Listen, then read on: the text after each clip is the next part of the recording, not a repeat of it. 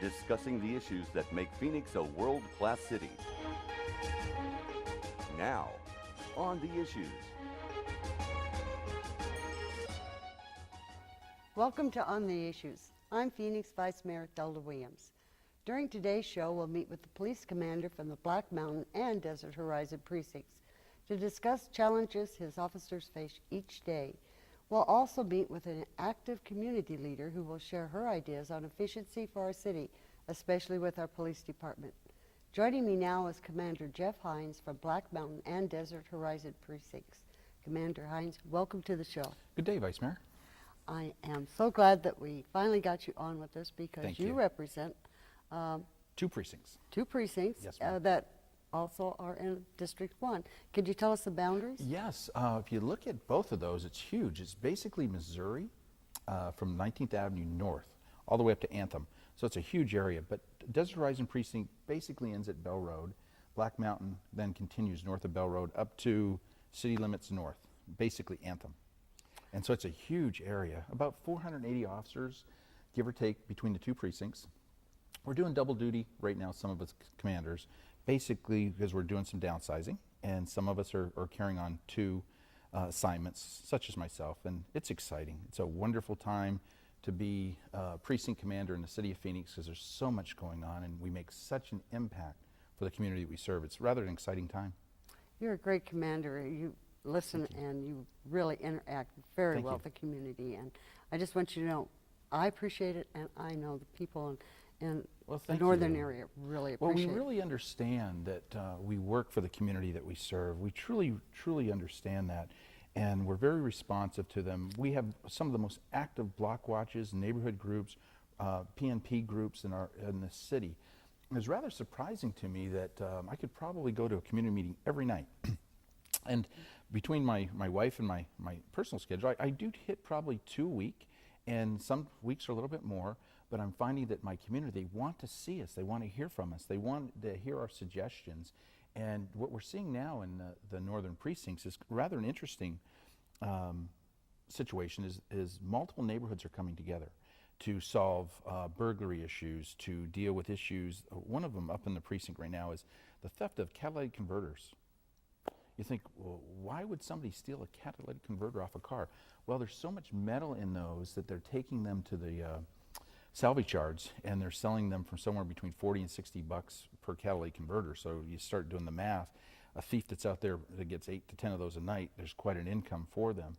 And so we're trying to work with our communities to tell them, put the alarm sensors a little bit less active on their car, so when anybody gets close to them, they go off. Park them inside. Yeah, we're just getting killed right now with those. North Central, a little bit in there, and then out towards our Paradise Valley Mall area. And we're seeing, it's not like one isolated area, but it just seems to be all over our precinct. And so we're working with our metal theft units and trying to let the yards, the salvage yards, know if some 16-year-old kid brings in 10 catalytic converters, where do you think they got them? Stop, please, give us a call. Let us know who these people are so we can do some follow-up and start catching some. And we're doing a pretty good job getting them, but that's 10 victims in a night. And these kids are, I won't say kids because they're all over the scale, but when you're looking at this kind of money per catalytic converter, they're out there just picking them off, and it's making us crazy. So we're trying to be very proactive and tell the neighbors what to do. If you've got certain models like your Toyota trucks, park them inside, put the other car outside. Make sure your alarm is sensitive to anybody around it, proximity alarms, or if it's touched, it goes off, and call us. Don't wait, don't go out there and check. If you hear your alarm go, call us. We'll come. We'll come check it out. But those are things that we're trying to do right now. But I'm very impressed, though, with the neighborhood groups that we have up there. One, in the Tatum and Shea area, we have 8 neighborhood groups that have come together for a burglary problem out there. Amazing. I love that. I love to hear that. 8 neighborhood groups have come together. And so what we're doing is we're educating them. If somebody walks up to your door, knocks on the door, at least address them through the door. Don't open the door, you don't have to, but address them. Because what we're finding is there's a number of burglars out there to work, and they'll knock on the front door. If there's no answer, they'll go to the back. And what we're seeing right now is rocks and bricks being thrown through, or kitty glass doors, or window panes. And so don't go to work and say, well, I forgot to set the alarm. Please, if you have an alarm, set it. Do a lot of proactive things that make them go to a different, I almost said neighborhood, different city. Yeah, out of our Good, city. Yeah, good. exactly. Go to a different city. But if you harden your targets truly, put your alarm signs out there. Do the dog barking, beware of dogs on your gates. All those simple things that we're willing to come to your neighborhood and tell you about and educate you on. Those are very proactive things that somebody comes into a neighborhood and they see somebody looking out their window or see a car driving by, they call us. Those are proactive things, and when we see like the Tatum and Shea area, those 8 neighborhood groups coming together, they're way ahead of the scale, and That's great. it's wonderful. And then I go further north, and I can pick out little neighborhoods all through the precinct. This stuff excites me. It really does, because we impact the community, and we tell the bad guy that this area's off limits. If you come in here, you're probably going to get caught, and we're probably going to have somebody call on you. And if you're just even scoping it out, we're going to have a neighbor call on you, because then we're going to stop you and introduce ourselves to you. Hi, Jeff Hynes, Phoenix Police, and you are? And you're driving through this neighborhood because of what? And you can see where I'm going with that. Oh, I love to hear this, because I absolutely believe that what makes Phoenix great are the neighborhoods that get Yes. involved, and Yes. I mean, they take active participation, and that's what makes all the difference in the world. I still tell the story about the one who noticed someone strange walking down the street, so they decided to take a stroll, took a photo with their phone. Everybody's Call the phone now cops. has, Yeah. yes, And license plates, cars, people. He was the one robbing the neighborhood. He got carted off, it turned out. Absolutely. But I mean, it was just a great reaction, and thinking ahead, and having the courage to go out and protect yourself and Yes. protect your neighbors and be part of a community makes all the difference in the world. So One thing that makes Phoenix very special is our relationship with our community groups. We truly believe in the principle, the people are the police are the public. It's part of who we are, and it makes us special. And my last precinct I had, which was Central City, and hello, my Central City people. I still have a very warm spot in my heart there. I spent 4 tours in Central City. So this is my first tour in Northern Precinct, but some of the things that I learned during those 3 years there, or the 12 years combined, are translating very well into the Northern Precincts. And what you find, you look at all the other precinct commanders you got out there, you've got some exceptional, we do. gifted individuals that absolutely understand the mission that we're trying to accomplish, is that we listen. We don't come in as an occupation army. We come in when we're invited. We come in and we deal with the issues that the community gives us. It's the input scale, and it's almost like an inverted pyramid, is we listen to the public, we listen to the line level officers, which is huge because they have the answers. And as management, we try to facilitate what these first 2 have told us to do. It's kind of scary when you throw it out there, and some of my police manager peers, they go, wow, that's interesting. But once we listen and we get that message from the bottom, because the community, they'll give us a lot of things. And so what we try to do is refocus them, at least in my 2 precincts. It's called the rule of 3. Say, well, if you give me 10 things to do this month, I don't know that I can get all 10 done, but if you give me 3, trust but verify. Let me report back to you next month on how we did with those. And they give me 3 more, and they give me 3 more. And what ends up happening is kind of like down on Van Buren. If you've driven down Van Buren lately, in the last 3 to 5 years, it's a changed complexion of a street. The downtown campus for ASU, that principle, we use the same concept, the rule of 3. Eventually, the Van Buren corridor couldn't give us 3. And I'm finding this with some of my neighborhoods up in the Desert Horizon, Black Mountain, is we ask them for 3 and they go, well, we only have 2 this month. I go, great, thank you, give them to me. And then we report back to them. If I can't accomplish it, then we tell them why we couldn't accomplish what they asked us to do.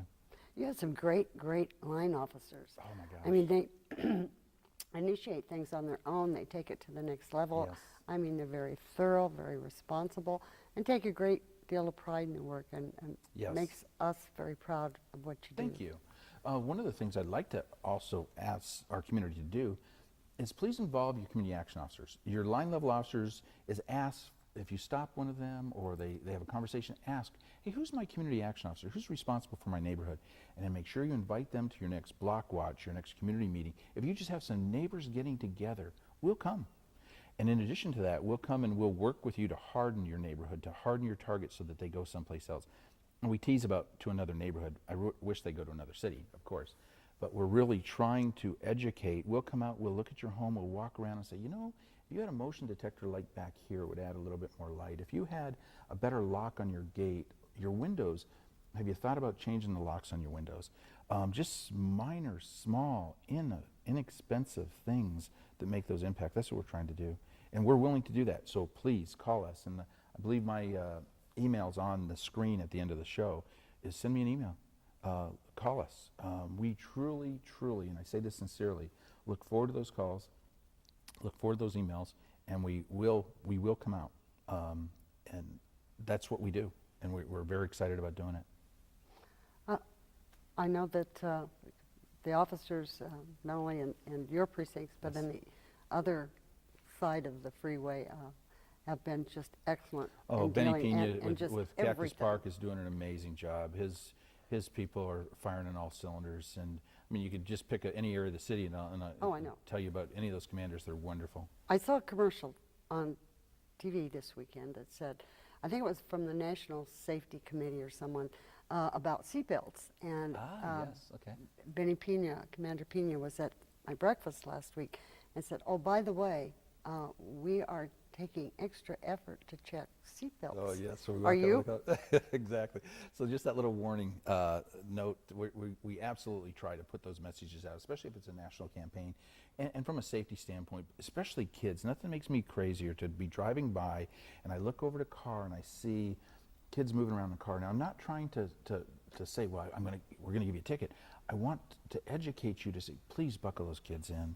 Please buckle yourself in. And those are what those campaigns are for. For the show, we were briefly talking about, you've been on, what, 32 years? 32 years, May 14th.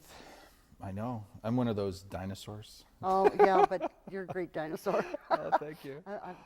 I've known you for a long time. Yes, I we have. knew your parents really well. Thank you. And we've had so much discussion about Phoenix employees and Yes. salaries and how you're paid and et cetera, and you were telling me you've been on 32 years and you're starting to get offers, Well, a lot better of us, paying offers. Well, I'm going to be very careful how I answer this question, other than to say I really like what I do. I truly, truly do. I wouldn't have been here 32 years if I didn't. But what we're finding is that the quality of employees that we have, outside agencies, outside organizations see that quality in us.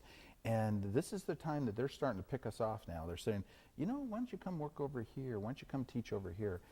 And that is hard sometimes now, especially like myself being 32 years on, is I'm listening to those offers. And a lot of us are. And I'm not saying that in a disrespectful way. No, I understand. But the quality of employees that we have in this organization, this city, other organizations see that. And they're starting to look at us and saying, hey, why don't you come over here? But I say that with respect. I say that with sincerity, is that I love the city of Phoenix. I love the police department. I wouldn't be here 32 years. And the citizens we serve, the relationship we have is absolutely amazing. Well, we don't want to lose you, and thank you. nor any of the other employees, but I think people need to hear that. Yes. We they have do. quality, you pay for quality, and when you don't, people begin to recruit them away, and it's hard to replace them. We But I are wanna being recruited away, yes. Yeah. There's a lot of us that are. And So I want to thank you for being Thank on you. the show. I really appreciate you taking the time out of your schedule and Thank coming. you so much, And, Vice Mayor. I almost I said know. Thelda, but I will say Thelda. So. You may say Thelda anytime. Thank you. So. Coming up next, we'll meet with an active community resident to hear her ideas to make Phoenix a more efficient city. Keep watching on the Issues.